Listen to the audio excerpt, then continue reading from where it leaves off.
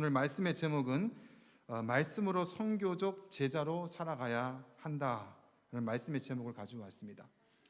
계속해서 히브리 강해를 하다가 멈추고 사도행전을 하는 이유는 우리 청년부에서 지난 2박 3일 동안 사도행전을 1장부터 쭉 왔어요. 오늘 본문이 계속해서 진행되는 본문이기도 하지만 반드시 교회라면은 제일 처음에 교회가 생겼을 때에 어디에 중점을 두고 힘썼는가를 바라보는 것은 무엇보다 중요할 것입니다. 예수님께서 십자가에서 죽으시고 부활하셔서 승천하시면서 구원이 완성이 돼요. 그러고 나서 승천하시면서 기다리라, 성령을 주실 것이다 라는 말씀을 하십니다. 성령이 너희에게 임하시면 너희가 권능을 받고 예루살렘과 유대와 땅끝까지 이르러 내 증인이 되리라 라는 약속의 말씀을 해주시게 되죠. 제자들과 120명의 사람들은 마가의 다락방에서 기도할 때 오순절날의 때가 참에 성령님께서 임하시게 됩니다. 하나님의 약속대로 임하시게 되죠. 그러자 일어났던 현상은 각자의 언어, 그러니까 그곳에 모인 사람의 언어가 아니라 그 주위에 있는 모든 나라들의 언어의 방언이 터져 나오게 됩니다. 어떤 사람은 나의 나라 말로 듣는 게 어찌미냐라는 얘기를 하고, 어떤 이는 조롱하면서 새로운 술이 나왔는데 술 먹고 저렇게 취해서 그렇다라는 이야기를 하게 됩니다. 베드로가 일어나서 우리가 술 취한 것이 아니다. 지금이 아침 9시인데 기도 시간인데 우리가 술 취한 것이 말이 되느냐라고 말씀하시면서 요엘 선지자의 성령이 임하시면 일어날 일들을, 구약의 일들을 가지고 와서 거기서 얘기를 하게 됩니다.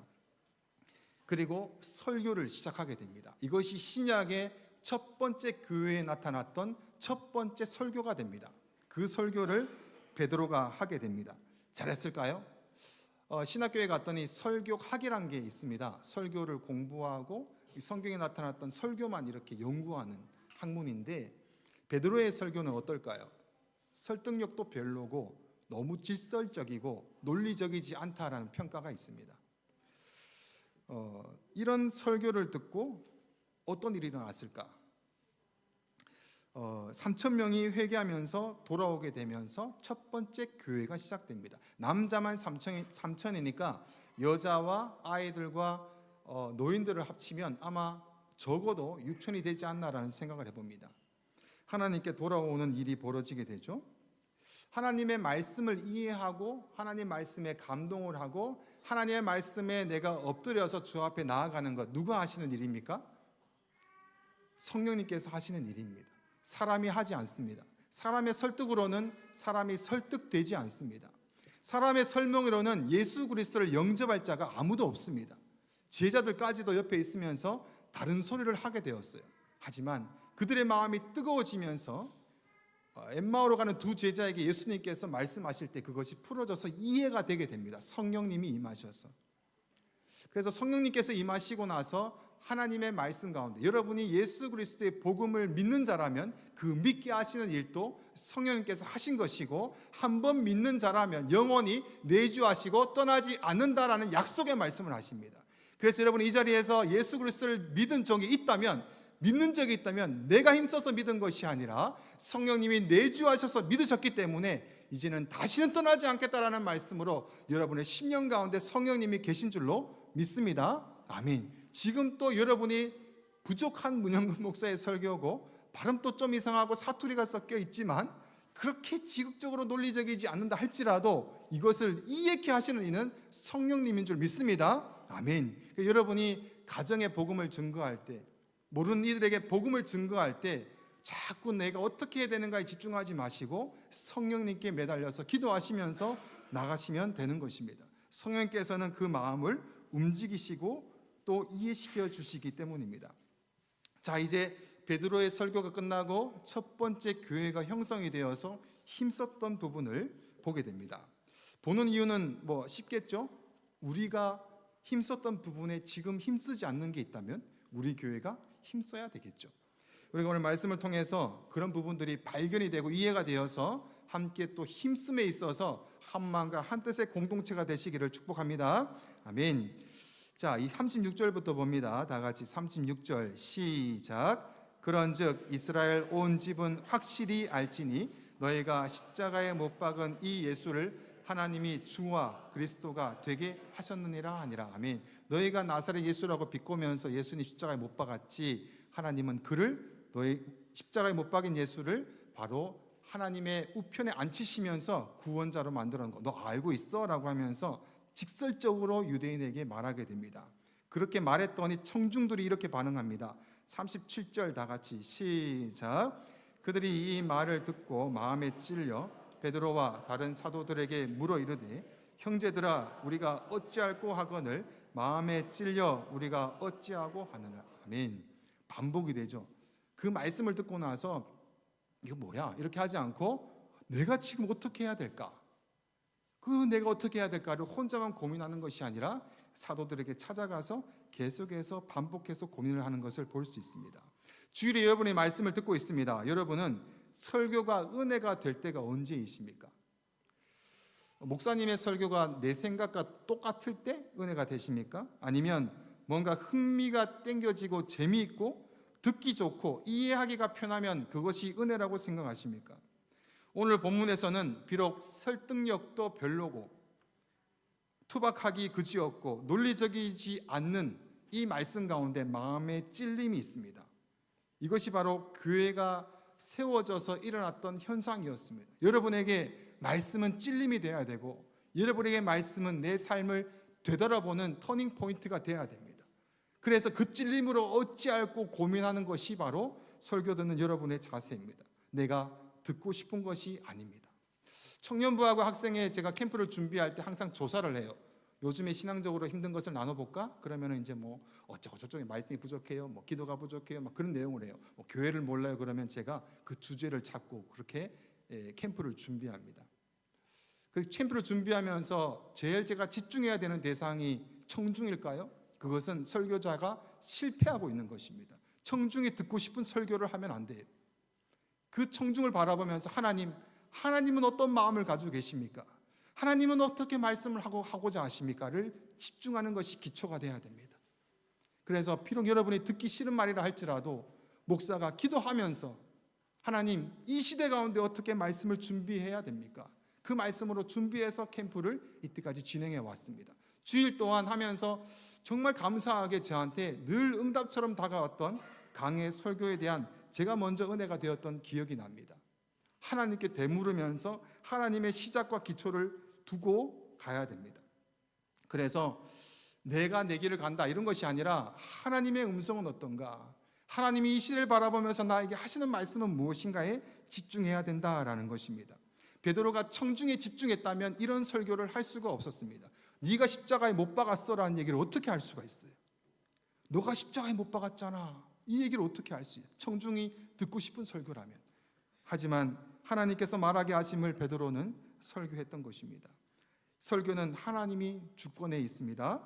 우리 38절 말씀 또 봉독합니다. 시작. 베드로가 이르되 너희가 회개하여 각각 예수 그리스도의 이름으로 세례를 받고 제사함을 받으라. 그리하면 성령의 선물을 받으리라. 아멘. 여기서는 어렵진 않아요. 근데 잘못 오해할 소지가 있다면 너희가 회개하여 각각 예수 이름으로 제사함을 받아라라고 얘기하니까 우리가 회개하면 제사함이 이루어져서 구원이 되는구나라는 생각을 하게 되는데 아닙니다. 우리가 회개는 기준이 있어야 되잖아요. 어디 기준으로 회개를 하는 거예요? 그래서 이 말씀은 원어에 보면은 순서가 달라요. 먼저 구원해 주시고 나서 구원받은 자가 할 수 있는 것이 회개입니다. 구원받지 못한 자가 회개가 아니에요. 생명이 있는 자가 하나님의 말씀을 보면서 이게 잘못됐구나를 배워가면서 삶 가운데 열매로 맺히는 것이 회개입니다. 세례 받았으면 구원을 얻는다? 아닙니다. 세례는 안 받아도 구원이 됩니다. 우편 강도는 세례를 받지 않았어요. 그럼 세례가 무엇인가? 세례는 구원받은 자의 예식입니다. 성도들에게 공포하며 함께 주의 길을 가자. 이 말씀이 하나님의 사랑의 편지야.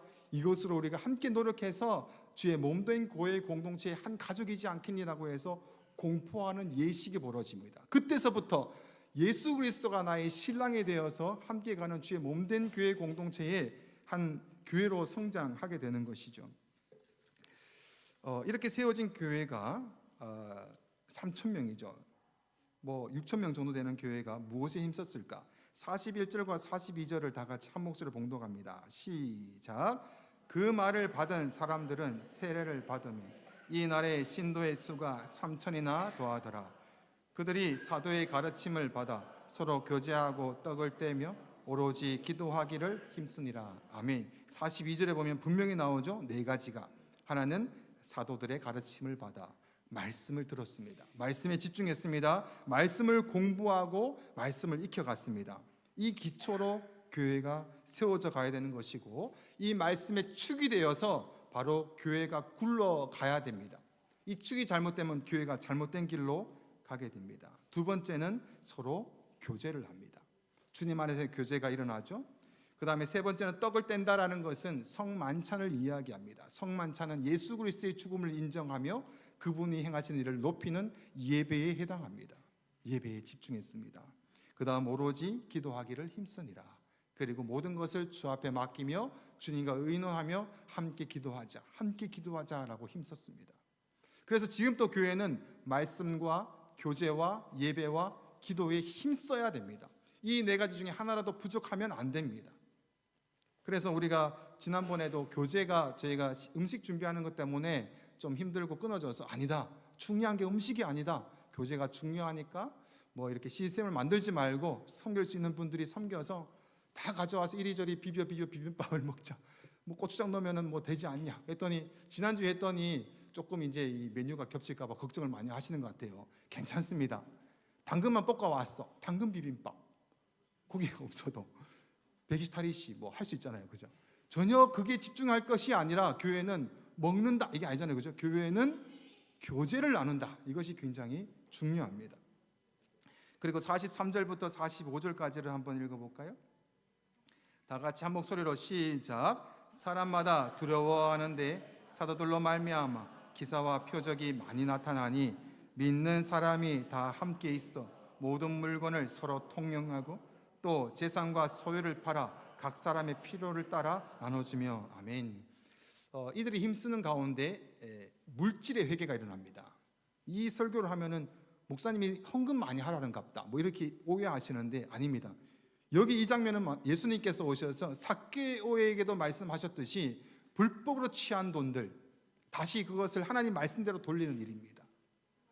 여러분이 취하고 있는 내 모든 100%의 모든 수입은 하나님께서 여러분에게 주셔서 하나님의 뜻대로 사용이 되어야 됩니다. 그래서 여기서 회개하고 돌아온 교회 공동체는 하나님께서 원하시는 대로 그 물질을 다시 되돌려서 사용하게 됩니다. 교회 헌금 많이 해도 물 좋습니다. 하지만 여러분이 주위에 필요한 곳에 그 돈을 흘러 보내셔야 되는 것입니다.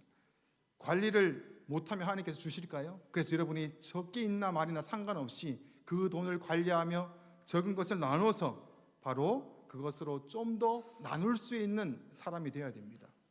물질의 회개가 일어나고, 그래서 모으도록 노력하는 사람이 아니라 초대교회는 흩트고 흩트는 데에 있어서의 삶을 살아가게 됩니다.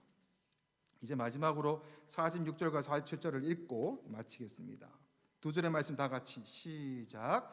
날마다 마음을 같이하여 성전에 모이기를 힘쓰고 집에서 떡을 떼며 기쁨과 순전한 마음으로 음식을 먹고 하나님을 찬미하며 또 온 백성에게 친송을 받으니 주께서 구원받는 사람을 날마다 더하게 하시니라. 아멘. 46절에 날마다 모이기를 힘쓰자라는 말씀은 지난번에 나눈 적이 있어서 47절의 말씀을 나누려고 합니다.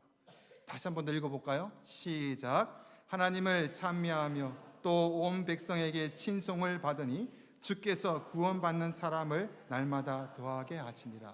아멘. 여기는 하나님을 찬미하며 교회 사람들에게만 친송을 받으니 라고 되어 있지 않습니다. 온 백성에게 친송을 받습니다. 성도라면은 교회 안에서만 친송을 받는 것이 아니라 세상에 나가서도 친송을 받아야 됩니다.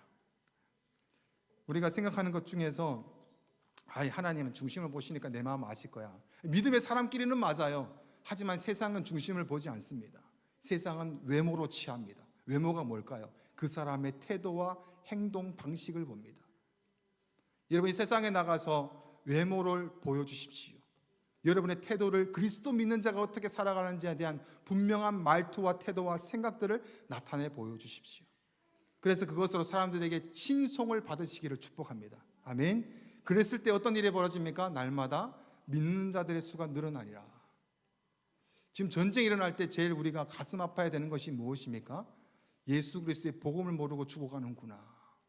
예수 그리스도의 복음을 모르고 죽어가는구나에 마음 아파하면서 하루속히 이 네 가지 집중했던 모든 교회 일들이 세상으로 나가면 이 일들이 선교적인 삶이 되게 되는 것입니다. 교회에서 잘 배우십시오. 교회에서 노력하십시오. 그래서 배우고 훈련받은 교회의 이것들을 가정과 학업과 일터 현장에 나가서 그 삶을 살아내시기를 축복합니다. 아멘.